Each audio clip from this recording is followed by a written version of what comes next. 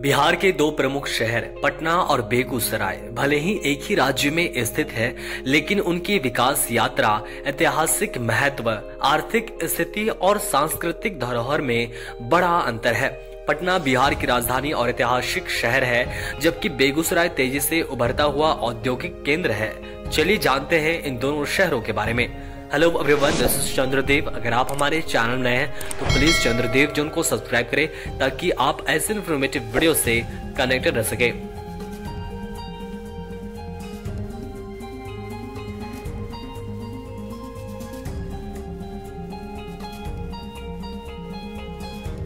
लेकिन हम इन दोनों शहरों के बीच कंपैरिजन क्यों कर रहे हैं? इसका एक ही कारण है और वह है बिहार सरकार के द्वारा निकाले गए बिहार इकोनॉमिक सर्वे 2023 और 24।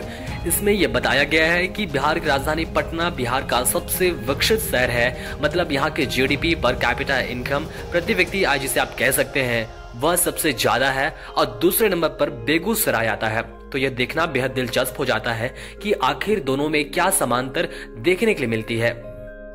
दोस्तों, सबसे पहले जानते हैं बिहार की राजधानी पटना के इतिहास और सांस्कृतिक महत्व के बारे में। पटना का इतिहास बेहद समृद्ध और प्राचीन है। इसका प्राचीन नाम पाटलिपुत्र था और यह शहर मौर्य और गुप्त साम्राज्यों की राजधानी रहा है। चंद्रगुप्त मौर्य और सम्राट अशोक जैसे महान शासकों ने यहाँ से अपने साम्राज्य का विस्तार किया। बौद्ध धर्म के प्रचार प्रसार में पटना की महत्वपूर्ण भूमिका रही है। यहाँ कई धार्मिक स्थल है, जैसे महाबोधि विहार, पटना दरबार साहिब सिख धर्म का सबसे प्रमुख स्थल, और उसके अलावा गोलघर जो इस शहर की सांस्कृतिक धरोहर को दर्शाते हैं। आधुनिक काल में पटना बिहार की राजनीति, शिक्षा और व्यवसाय का केंद्र बन गया है। दूसरी तरफ है बेगूसराय शहर। बेगूसराय का ऐतिहासिक महत्व उतना बड़ा नहीं है, लेकिन इसे लाल भूमि कहा जाता है क्योंकि यहाँ समाजवादी आंदोलन और किसान आंदोलनों का एक लंबा इतिहास रहा है। बेगूसराय साहित्य और संस्कृति के क्षेत्र में भी अपनी पहचान बना चुका है। प्रसिद्ध कवि दिनकर की जन्मभूमि होने के नाते इसे साहित्यिक परंपराओं का केंद्र भी माना जाता है। बेगूसराय का विकास औद्योगिक दृष्टिकोण से अधिक है, जिसमें कृषि और उद्योगों की भूमिका महत्वपूर्ण रही है।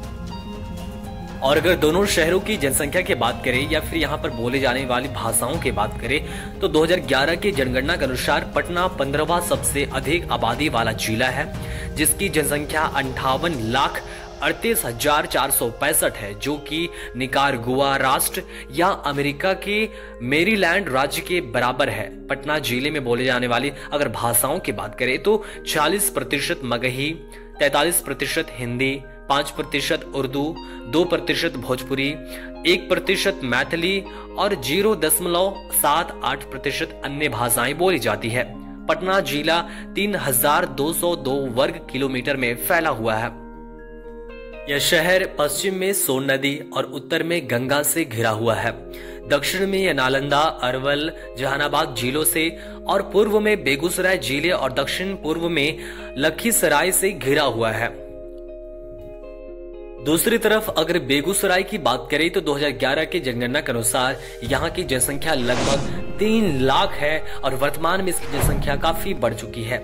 और अगर इसके क्षेत्रफल की बात करें तो 1918 वर्ग किलोमीटर में यह बेगूसराय फैली हुई है। और यहाँ पर बोले जाने वाली कुछ भाषाओं की बात करें तो हिंदी, मगही और अंगिका जैसे भाषाएं यहाँ पर बोली जाती है।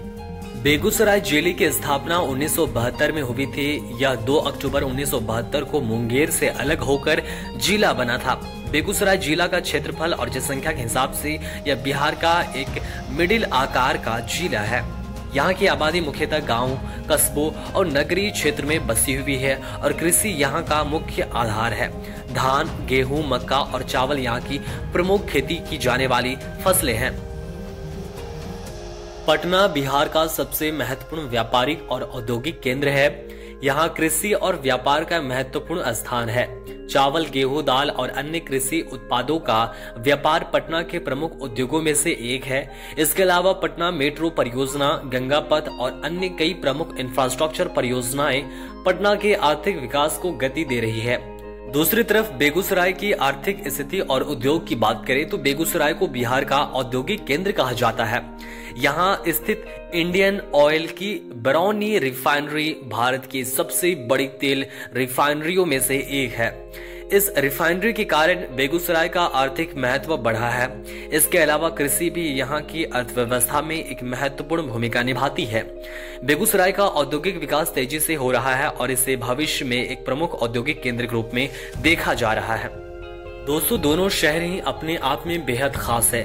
दोनों शहरों के बारे में आपके क्या विचार है, कमेंट करके जरूर बताएं। मिलते हैं और भी इंफॉर्मेटिव वीडियो के साथ, तब तक के लिए चंद्रदेव जोन को जरूर सब्सक्राइब करें।